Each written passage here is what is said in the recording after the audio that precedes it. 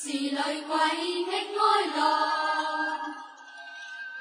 谁人愿爱凄厉鬼新娘？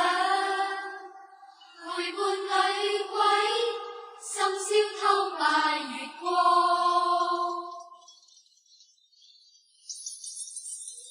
明月透光，冤鬼风里荡，夜更深，雾更寒。游魂踏遍幽静路上，寻觅替身，阴风吹冷月光。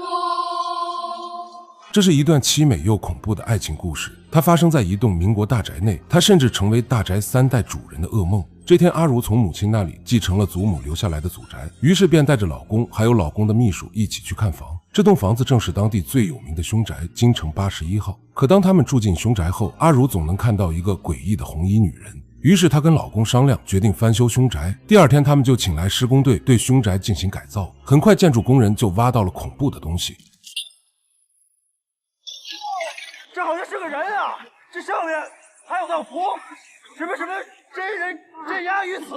工人们见这里这么邪，要求包工头请个道士来驱邪。可工头哪舍得花钱请道士，想要忽悠工人继续干活，结果下一秒挖出坛子的工人就吐出了面包虫。大家见状，不想为了300块把命丢了，纷纷离开。这也引出了100年前发生在这栋凶宅里的故事。陆蝶玉被称为京城第一头牌，她才貌双全，却偏偏爱上了豪门霍家的3少爷连奇。这连奇也是个痴情种，留学归来，成天泡在醉梦楼给蝶玉写诗拍照，教她法语，说我爱你，非要明媒正娶她回家。可想而知，霍家这种大户人家怎么可能让一个风尘女子进门？今天恰好是霍家祭祖的大日子，老大连修作为当代家主压力山大，由于他为家族产业日夜操劳，导致一直没有儿女。老二连平又是个痨病鬼，族老们正为霍家后继无人而发愁。就在此时，连奇站了出来，表示自己愿意为家族传承做出贡献，想要迎娶陆蝶玉。大哥一听他要娶一个风尘女子，当场发飙，差点把连奇逐出家门。就连脾气好的二哥也被他气得吐血。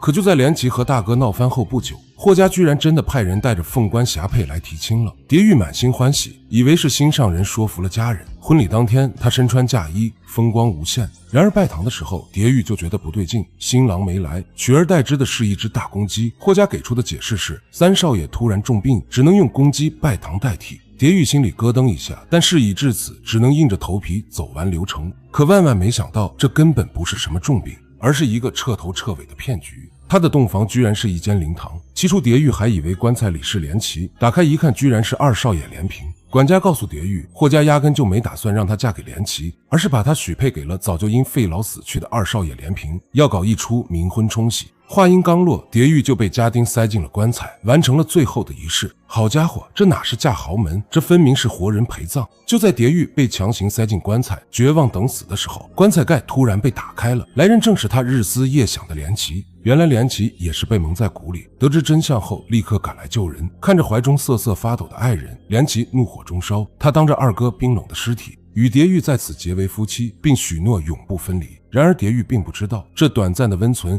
竟是他一生悲剧的开始。很快他发现自己怀了身孕，这下霍家炸了锅，冥婚的寡妇怀了孕，这孩子不是就是简直是奇耻大辱。就在众人吵着要处理掉蝶玉时，大少爷连修却站了出来，力排众议，说这孩子是连奇的，是霍家的血脉，必须保住。随后连修以养胎为名，将蝶玉关进了阴暗的地下室。他告诉蝶玉，连奇已经被他送到法国避风头，等风波平息就会回来接他们母子。从那天起，蝶玉就在这暗无天日的地窖里，靠着一封封从法国寄来的信件支撑着活下去。信里的连奇对他关怀备至，爱意浓浓，成了他唯一的精神支柱。7年里，他为他生下女儿念君，为他洗手做羹汤，从一个风华绝代的才女变成了一个等待丈夫归家的普通妇人。不知道为什么大哥连修对这对母女越发的关怀，小舅子和弟媳得知后就开始挑拨离间。我真是替你着急呀！你看你孩子生不下来也就算了，现在你是连人都留不住了。大少奶奶听完回想一下，丈夫确实有些不对。小舅子趁热打铁给姐姐了一副药，表示蝶玉长期服用就会产生幻觉，变得疯疯癫癫。起初大少奶奶并不想害人，可架不住弟弟和弟媳的挑拨。我们又不是要人命，要在这个时候还下不了狠心，你这地位可就不保了。从此开始，蝶玉的汤里就被他们加了料。可令大家都没想到的是，率先憋不住的居然是连修。他将一张7年前连齐阵亡的通知单丢给了蝶玉。蝶玉大惊失色，不敢相信，因为在这7年里，他每月都能收到从法国寄来的信。连修的话给他泼了一盆冷水。信是我写的。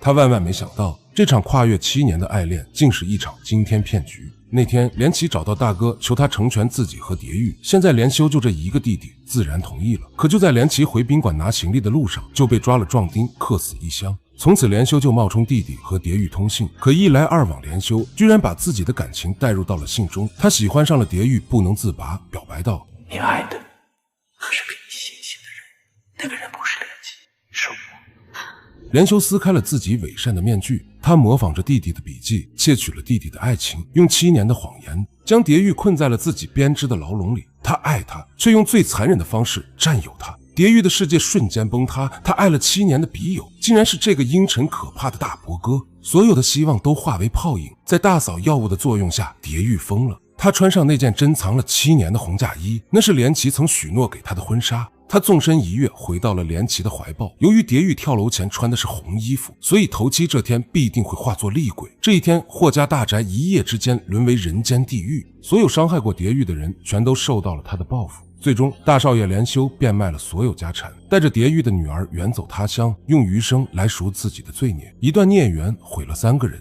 也彻底葬送了百年霍家。到这里，影片结束。其实看完本片后就能明白，整部片最恐怖的从来不是鬼魂凶宅，而是冰冷的封建礼教和扭曲的人心。所谓百年凶宅，夜半闹鬼，不过是一代代女性被压迫、被牺牲、含冤而死积攒下的怨气。鬼神从不会无故害人，真正让人深陷轮回、受尽折磨的是世俗偏见、自私贪欲和无法挣脱的宿命。说到底，这栋81号古宅困住的不是人，而是旧时代无数无处深渊的可怜亡魂。人心不善才是世间最恐怖的诅咒。我是小 K，我们下期见。